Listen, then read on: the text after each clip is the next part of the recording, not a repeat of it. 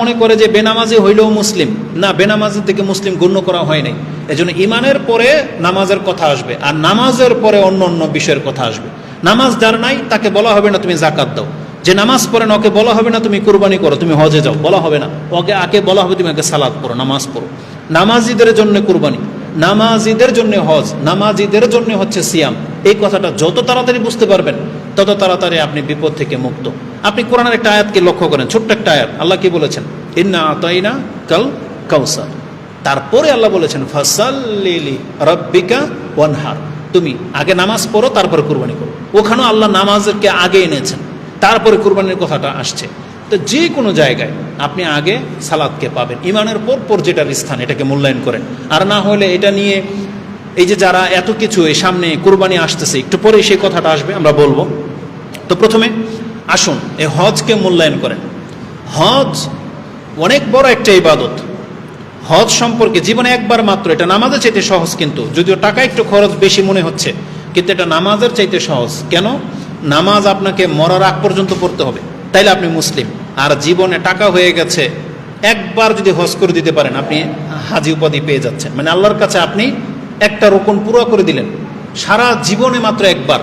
তাহলে এটা ক্যালকুলেট করলে যদি বছরে একবার হতো 1 লাখ টাকা করে যদি হজে খরচ হতো তাহলে 12 লাখ যেত, কিন্তু আপনি সারা জীবনে মাত্র 7 লাখ, ধরেন 10 লাখ আপনার খরচ হবে সারা জীবনে। তাহলে যাদের আছে অথবা জমে যাবে তাদের উচিত হজ করা, যারা করে না তারা বড় ধরনের অপরাধে লিপ্ত। এই সম্পর্কে যদিও অত বিস্তারিত কিছু নাই, তবে কিছু কিছু হাদিসের মধ্যে ভয়াবহতা সম্পর্কে কিছু আলামত পাওয়া যায়। যদিও ইমাম তিরমিজি রাহিমাহুল্লাহ একটা হাদিস কোট করেছেন, কিন্তু এর তাহাকিকে দেখতে পাচ্ছি যে হাদিসটা দুর্বল। তাতে কি আছে? আলী রাদিয়াল্লাহু তাআলা আনহু থেকে বর্ণনা করা হয়, আন আলী ইন ক্বালা ক্বালা রাসূলুল্লাহি সাল্লাল্লাহু আলাইহি ওয়াসাল্লাম মান মালাকা জাদান, আল্লাহ যাকে অর্থ সম্পত্তি দিয়েছে, ওয়ারাহিলাতান তুবাল্লিগুহু ইলা বাইতিল্লাহ, আর যার কাছে এমন ব্যবস্থাপনা আছে, সাওয়ারি বা তার জীবন বা শক্তি সামর্থ্য এমন আছে, সে মক্কার ঘরে পৌঁছতে পারবে, আল্লাহর ঘরে পৌঁছতে পারবে, এতটা সামর্থ্য তার আছে। টাকা পয়সা হোক, শক্তি সামর্থ্য সবই লাগে।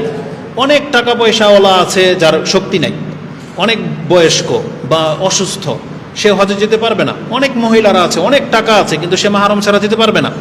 এই জন্য দুইটা কথা বলা হয়েছে, যাকে আল্লাহ টাকা দিয়েছে এবং যার বাইতুল্লাহতে পৌঁছার মতো সাওয়ারি বা শক্তি সামর্থ্য আছে, এমন কোনো ব্যক্তি ওয়ালাম ইয়াহুজ্জ, যদি হজ না করে, তখন রাসূলুল্লাহ সাল্লাল্লাহু আলাইহি সাল্লাম এই ধরনের ব্যক্তিদের ক্ষেত্রে কি বলেছেন?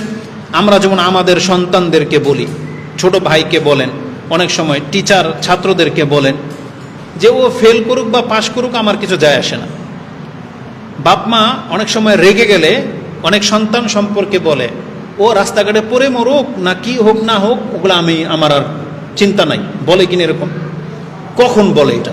যখন তার লাগাম মানে হীন হয়ে যায় তখন বলে, যখন তার কন্ট্রোলের বাইরে চলে যায় তখন এই কথাটা বলে।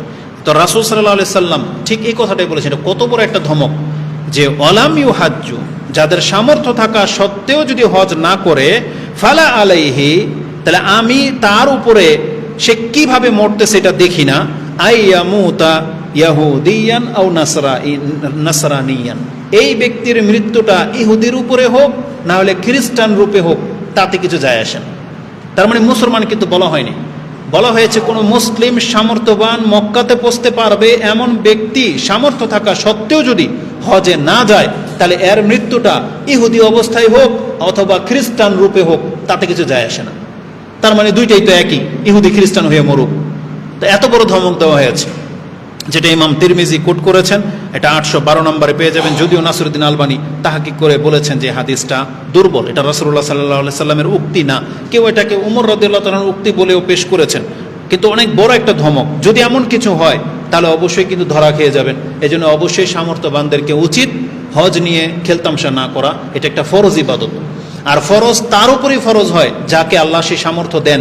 যেমন জাকাত সবার উপরে ফরজ না, হজ সবার উপরে ফরজ না, কিন্তু যাদের টাকা হয়ে গেছে তাদের উপরে ফরজ। তার মানে আপনার আমার উপরে ফরজ, তাহলে সেই ব্যক্তি কিন্তু আর পিছপা হতে পারবেন না। আল্লাহ আমাদেরকে তৌফিক দান করুন, আমিন। আর যাদেরকে আল্লাহ সুবহানাহু ওয়া তাআলা তৌফিক দিয়েছেন, আল্লাহ তোমার ঘর জিয়ারত করার তাদেরকে তৌফিক দান করুন, আমিন। আর যারা হজে গিয়েছেন বা যারা হজ করেছেন, তাদের সম্পর্কে মর্যাদার বহু হাদিস আছে। একটা হাদিস এখানে শুধু উল্লেখ করে দিই। আন আবি হুরায়রা ক্বালা ক্বালা রাসূলুল্লাহ সাল্লাল্লাহু আলাইহি ওয়াসাল্লাম, রাসূলুল্লাহ সাল্লাল্লাহু আলাইহি ওয়াসাল্লাম বলেছেন, মান আতা হাযাল বাইত, এই মক্কার ঘরে যে ব্যক্তি আসবে, উদ্দেশ্য হচ্ছে হজে। ওফি রিওয়ায়াতিন মান হাজ্জা হাযাল বাইত, যেই ব্যক্তি এই ঘরের হজে আসবে, ফালাম ইয়ারফুস ওয়ালাম ইয়াফসুক, সে এসে এখানে কোনো ফাহেশা এবং কোনো পাপের কাজ করলো না। তার মানে পাপবিহীন, অপরাধবিহীন সে হজ যদি করে ফেলতে পারে, তাহলে সে যখন দেশে ফিরে আসবে তার মর্যাদাটা কি? রাজা কামা ওয়ালাদাতহু উম্মুহু, তার মানে মায়ের পেট থেকে যখন একটা বাচ্চা ভূমিষ্ঠ হয়, ওর যেমন কোনো পাপ থাকে না, তাহলে একজন হজকারী যদি কোনো রকমের ত্রুটি ছাড়া, কারোর সাথে মূর্খামি করলো না, কোনো পাপ করলো না, এই অবস্থায় যদি করে ফেলতে পারে আর দেশে ফিরে আসবে সে নিষ্পাপ অবস্থায়, এতটা বড় মর্যাদা একজন হাজিকে আল্লাহ সুবহানাহু ওয়া তাআলা দিয়েছেন, যেটা আপনি বুখারী এবং মুসলিমের হাদিসে পেয়ে যাবেন। কাজেই যাদের সামর্থ্য আছে তাদেরকে হজে যাওয়া উচিত। তৃতীয় বিষয় যেটা কিছুদিন পরেই আসবে, সেটা হচ্ছে জিলহজ মাসের প্রথম 10 দিন। আজকে হচ্ছে জিলকাদ মাসের 20 তারিখ আমাদের মানে তারিখ অনুযায়ী। কেউ কেউ আজকে 21 তারিখ গণনা করতেছেন, কিন্তু চাঁদের হিসাবে আমরা যেটা দেখতে পাই সেটা হচ্ছে আজকে 20 তারিখ। সৌদি আরবে আজকে 21 তারিখ, কিন্তু বাংলাদেশেও দেখা যাচ্ছে আজকে 21 তারিখ অনেক গণনা করেছেন। তো আর কিছুদিন পর, মানে 10 দিন পরে জিলহজ মাস শুরু। আগে আরেকটা খুতবা পাবেন আপনারা, ওই খুতবাতে হয়তো আলোচনা হবে যে হজের প্রথম 10 দিনের মূল্যায়নটা কি, ওই সম্পর্কে ওই সপ্তাহে আপনারা শুনতে পাবেন। এই জন্য আজকে আর আমি অগ্রিম বলতেছি না, হয়তো ভুলে যাবেন। আগামী সপ্তাহে আপনারা এই সম্পর্কে জানবেন যে এমন 10টা দিন, এই 10 দিন যে কোনো ইবাদত আপনি করেন না কেন, যেই নেকি পাবেন সেটা আজকে করলে পাবেন না। আজকে করলে যেই নেকিটা আল্লাহ দেবে, ওই হজের 10 দিনে ওই নেকিটা আপনাকে আল্লাহ অনেক গুণ বেশি দিবে। তো এটা অনেক বড় একটা ব্যাপার, আল্লাহর কাছে অনেক বেশি পছন্দনীয় সেই 10 দিন। সেই 10 দিন সম্পর্কে আগামী খুতবায় আপনারা জানতে পারবেন।